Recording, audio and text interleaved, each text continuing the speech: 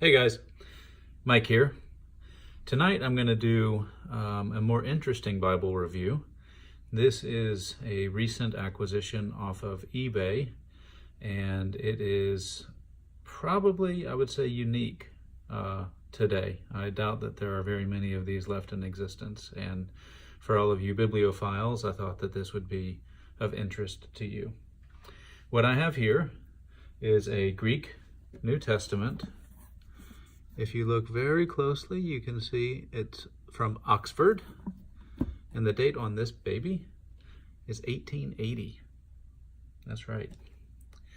The cover is a rather stiff leather cover. Still definitely a soft cover. It is not, there's not board in there that I can tell, but maybe some cardstock to help stiffen that up, something like that. As you can see, there's monogramming on the front. No idea who AJM was, and the writing that you'll see inside is largely unintelligible to me. But there we have Hekaine Diatheke, the New Testament. It is a New Testament in Greek, and that is all that it is. The text block of the paper is actually 7 inches by 9 inches.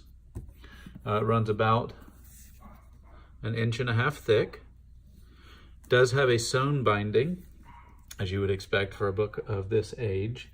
But interestingly, one thing that I really enjoy is if you look there, you can see it actually has a rounded spine. And so what they do here is when they stitch the book block together, they actually put it in some boards and then round it by putting a round piece underneath here that forms that curve. And then they'll take a backing hammer, and on backing boards, they will actually round the signatures out so you get that nice curve there.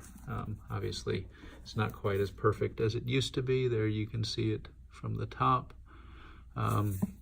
This Bible, though, is surprisingly still in pretty good shape. I mean, the cover is separating a little bit, but the book block itself seems to be quite nice and tight.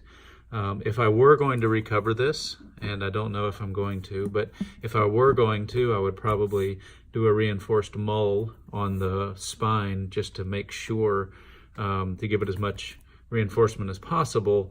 But I don't think there's actually any stitching damage that would need to be repaired in there, which is quite intriguing. As I said, this was a find off of eBay. I got it out of the UK, and once you did the conversions with pounds and all of that, I ended up paying about $50 to get it. And to me, for a book of this quality and this age, I feel like that's kind of a steal.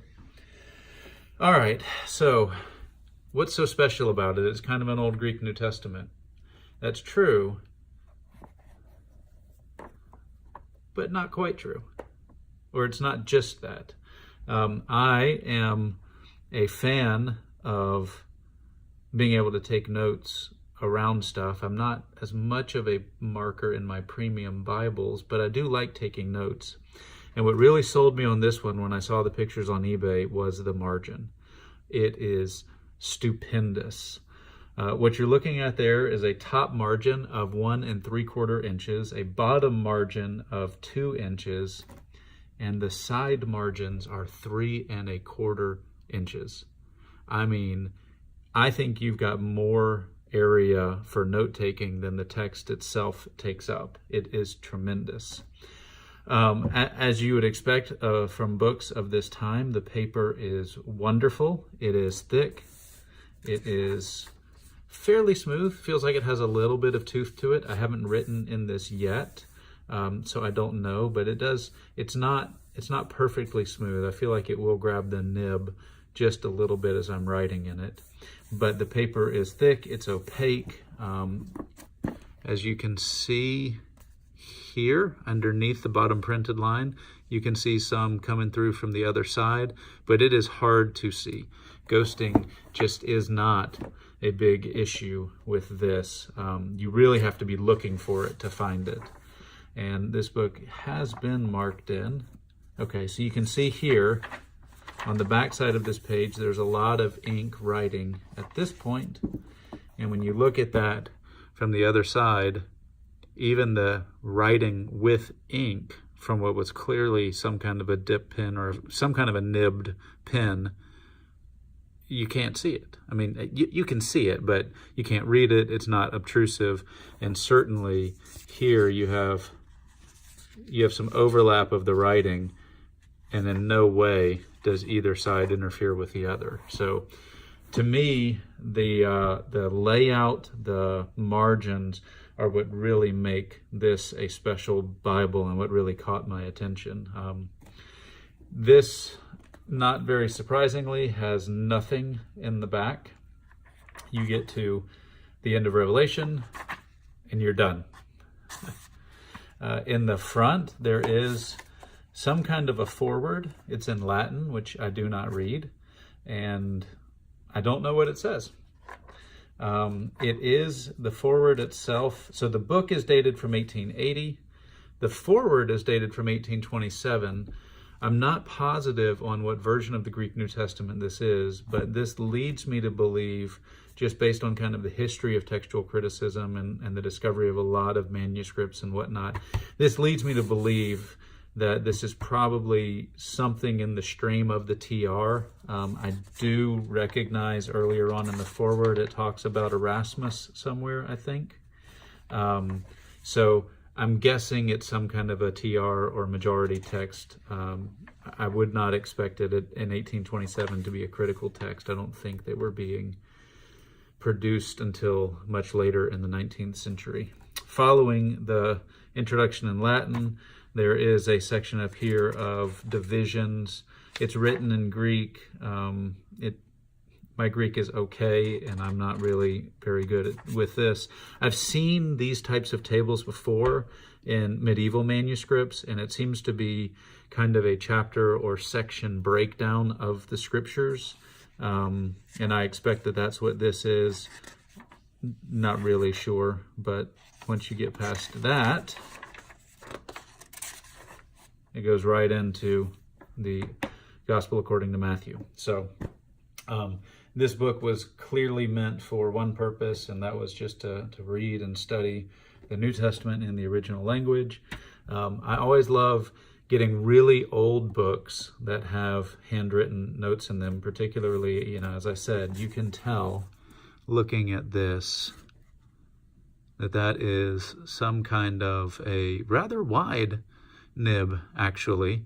You can see, for instance, here, I think that word is before, and you've got some striking line variation there. So this is, I would guess that this is a something like probably a 0.6 or 0.8 millimeter stub-ish type of nib, something like that. I don't know, because you can see you definitely get some broad strokes on the down and then some very thin ones on the cross stroke. So to me, that seems to indicate that it's more of a flatter stub nib rather than a pointed nib. So again, I've said it a bunch of times in this short review, but this is just a cool Bible. I do plan on using it. I do plan on studying the Greek out of it. I do plan on taking notes in it and really making it my own. And at some point, I don't know, I may get it rebound. I probably wouldn't do this one myself. My rebinding skills are kind of mediocre, and for something like this, I think I would want a professional who really knows what they're doing and how to not screw it up to take it over. But as you can see, as I'm flipping through it, this just feels like it's a nice tight block that's just in very, very good shape. The cover itself, it's getting a little bit worn, and as I said, you can see up here it's beginning to separate. I mean, it's not really pulling away. It just looks like this was maybe one end sheet of one piece, and over time it's worn at the hinge there, but doing that in the front and the back. And as I posted in Everything Bibles, I do have some age spots or water spots or whatever. I'm not really sure what those are. No odor to them. Don't think it's mold or mildew or anything really dangerous. Think it's just some age, but to me it's just interesting because it's just the first couple pages, then they're gone. Anyway, when I say wide margins, this is what I mean. When I see modern wide margin Bibles that have barely an inch and call that a wide margin, I kind of scoff and then just open this baby up and say, this is what a wide margin really is. Anyway, this is kind of maybe my most unique Bible that I have at the moment, and I thought that you guys might enjoy seeing it. If you have any questions or comments, please leave them below. Thank you.